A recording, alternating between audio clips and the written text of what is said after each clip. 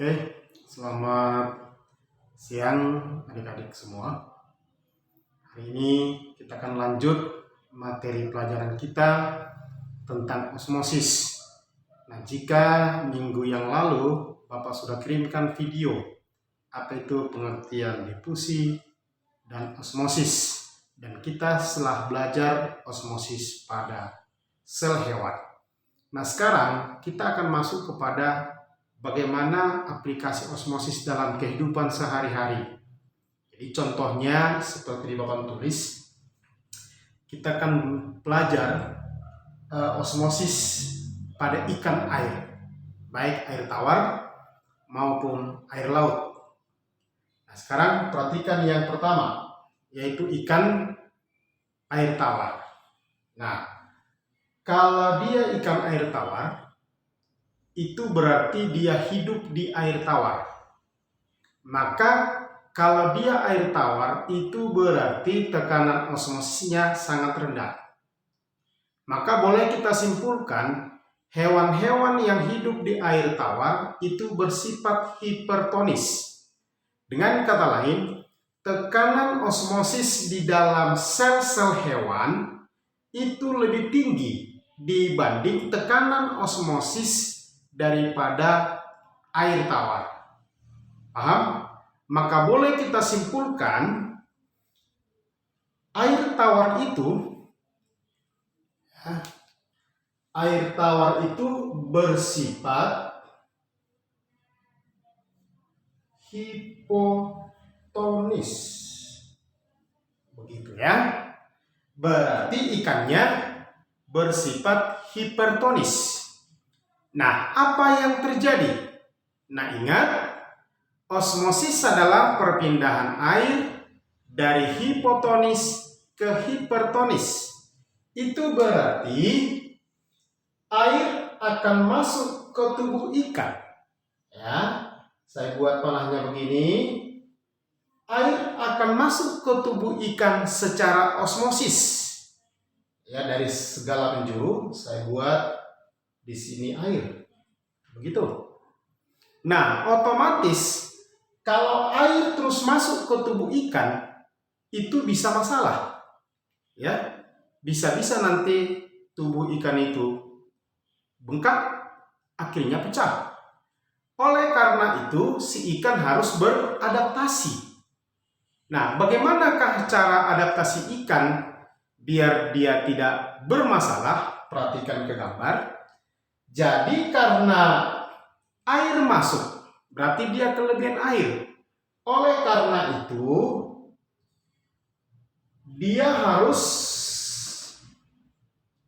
mengeluarkan urin dalam jumlah yang besar. Saya buat begini.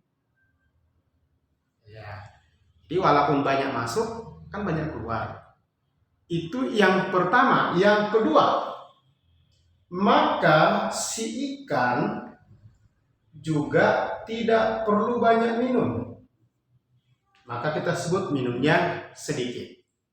Paham kira-kira? Itu adaptasi yang kedua. Terus yang ketiga, apakah osmosis pada ikan berusaha supaya sama dengan air? Jawabnya tidak. Karena ikan itu kan hipertonis. Jadi tidak mungkin dia berusaha untuk sama. Nanti kalau sama, berarti tidak ada lagi namanya ikan air tawar, kan? Iya, maka si ikan harus tetap mempertahankan supaya dia tetap hipertonis. Air tetap hipotonis. Nah, walaupun air terus masuk ke tubuh ikan tidak masalah, karena ikan dapat beradaptasi dengan cara apa tadi? Urinnya banyak, minumnya sedikit. Nah, yang terakhir, adaptasi yang ketiga, ya. Garam itu diabsorpsi. Ya, garam diserap. Dari mana? Tentu dari air. Nah, begini. Pakai apa dia menyerap garam? Jawabnya pakai insang. Maka karena garam terus diserap, Begitulah cara ikan mempertahankan supaya dia tetap hipertonis. Nah, dengan demikian si ikan ini tetap bisa hidup di air tawar. Paham ya? Oke. Itu kalau ikan air tawar. Nah, sekarang bagaimana dengan air laut? Nah, air laut dikenal dengan air asin. Kenapa disebut air asin? Karena kadar garamnya sangat tinggi. Maka boleh kita simpulkan bahwa air laut itu bersifat hipertonis, sementara ikan bersifat hipotonis. Maka apa yang terjadi? Ya, kebalikan dari atas. Maka di sini justru air yang akan keluar dari tubuh ikan secara osmosis. Jadi kalau dia tidak beradaptasi, kan masalah juga, dia akan kekeringan di dalam air. Kan lucu ya? Maka supaya dia tidak kekeringan, bagaimana dengan adaptasinya? Tentu yang pertama, urinnya harus sedikit buang air kecil, karena sudah banyak keluar dari sini. Dan yang kedua tentunya dia harus banyak minum. Oke? Dan yang terakhir, supaya dia tetap hipo, maka kesimpulannya ya, garam ini dibuang, diekskresi juga melalui insang. Ingat ya, kalau ikan air tawar, garam diabsorpsi oleh insang. Kalau ikan air laut, garam diekskresi juga oleh insang. Maka dengan demikian, ikan air laut tetap bisa beradaptasi di lingkungan air laut yang kadar konsentrasinya tinggi. Nah, terakhir dari sini, apakah ikan laut bisa hidup kalau kita pindah ke air tawar? Atau sebaliknya? Jawabnya tentu tidak bisa. Hanya ada ikan-ikan tertentu bisa beradaptasi, adaptasinya tinggi. Ya, ini misalnya pada ikan salmon, pada ikan sidat. Nah, itu nanti bisa Anda baca di internet. Ada memang beberapa ikan tertentu bisa beradaptasi di air tawar dan di air laut. Ya, baik. Dengan demikian selesai untuk ini. Nah, sekarang kita akan lanjut deh osmosis pada sel tumbuhan. Nah, peristiwanya pada dasarnya sama, cuma nanti ada sedikit perbedaan di akhirnya. Kenapa berbeda? Ingat, kalau dia sel tumbuhan punya dinding sel, maka peristiwanya agak berbeda di akhir dari osmosis. Nah, baik, langsung saja. Bagaimana kalau kita masukkan sel tumbuhan ke larutan isotonis, ke larutan hipotonis dan hipertonis? Apa yang terjadi? Nah, jawabnya sebagai berikut. Yang pertama, jika konsentrasi di luar sel sama dengan di dalam sel, ya, sama konsentrasi di dalam sel ini dengan di larutan, maka kita sebut itu peristiwanya isotonis. Ya, maka di sini boleh kita sebut tentu osmosisnya tidak berlaku karena sama konsentrasinya. Oke, dengan kata lain kita sebut dia isotonis. Nah, terus bagaimana yang kedua? Konsentrasi larutan lebih kecil dari sel. Berarti di sini dia hipo, selnya adalah hiper. Ya, prinsipnya sama. Kalau di luar hipo, maka air akan bergerak ke dalam sel, begini ya. Ya, begini. Maka apa kita buat cirinya yang pertama?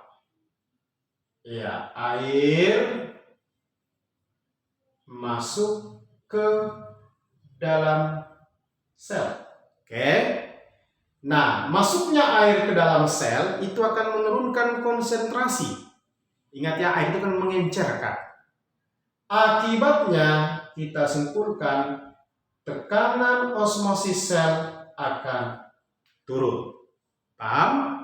Nah, Apabila tekanan osmosis sel turun, itu berdampak kepada tekanan turgor daripada sel akan naik.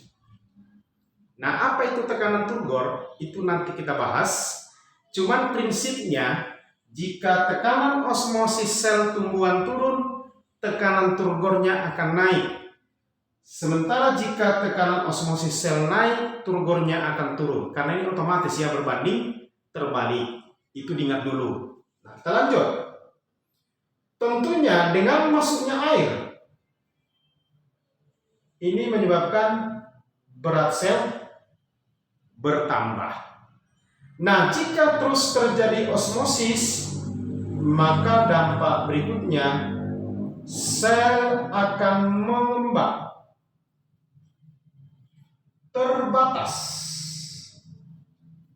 Ya, untuk tumbuhan mengembangnya terbatas. Kenapa? Karena dia punya dinding sel. Ya, nanti kalau pada hewan kan, karena dia nggak punya dinding, kalau terus airnya mengembangnya tidak terbatas dan pada akhirnya pecah. Nah, sel mengembang terbatas sehingga nanti dia akan mengalami yang namanya turgid. Nah, apa itu turgid? Nanti kita teruskan ya ketika bicara tekanan turgor. Nah, baik. Inilah peristiwa-peristiwa yang mungkin terjadi jika sel tumbuhan berada di larutan yang hipotonis. Paham ya? Larutannya hipotonis. Nah, sekarang kita akan bicarakan apa itu tekanan turgor. Begitu, yang nanti kita simbolkan dengan T2. Nah, baik. Tekanan turgor ini adalah tekanan yang muncul karena adanya tekanan isi dibagi dengan tekanan dinding. Oke, nah, siapakah isi yang dimaksud? Ini adalah air. Oke, ingat, air itu kan pelarut universal. Jadi karena kita bicara sel, itu air itu sangat besar pengaruhnya terhadap tekanan osmosis maupun tekanan turgor. Nah, lihat di sini. Lihat di sini. Di atas kan air, di bawah tekanan dinding. Artinya begini.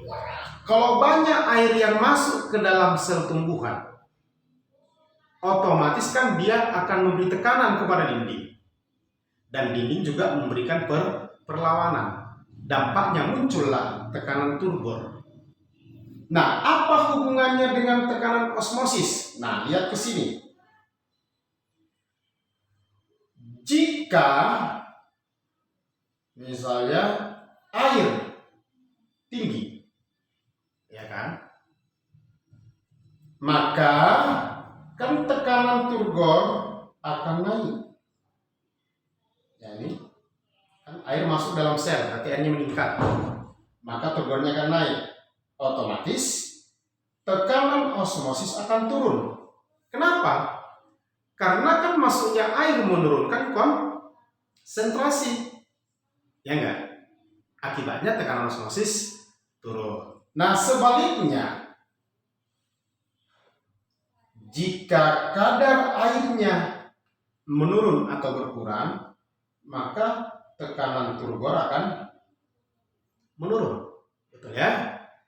Nah, otomatis tekanan osmosisnya meningkat. Jadi, ini diingat saja, tekanan turgor berbanding terbalik dengan tekanan osmosis. Ya, baik. Demikian D yang B. Sekarang kita masuk yang C. Bagaimana kalau konsentrasi di sel ini tadi lebih kecil ya, larutan. Ini sekarang sel lebih rendah dari air. Dengan kata lain, berarti airnya lebih tinggi. Iya, sebenarnya kebalikan dari sini ya. Kebalikan. Baik. Berarti sekarang kebalikannya. Airlah justru yang keluar dari sel. Betul ya? Kebalikannya. Maka yang pertama, air keluar sel.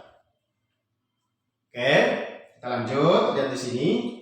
Dampaknya adalah tekanan osmosis sel naik, otomatis tekanan turgor sel turun. Nah, ingat selalu ya, kebalikannya ya. Langkah yang berikutnya, ini menyebabkan berat sel akan turun. Ya, orang akhirnya keluar. Dan pada akhirnya bisa nanti terjadi sel mengalami plasmolisis. Nah, apa nih plasmolisis? Ya, kalau pada sel hewan kan keriput. Tapi ini namanya plasmolisis. Apa itu plasmolisis? Ya, ini adalah lepasnya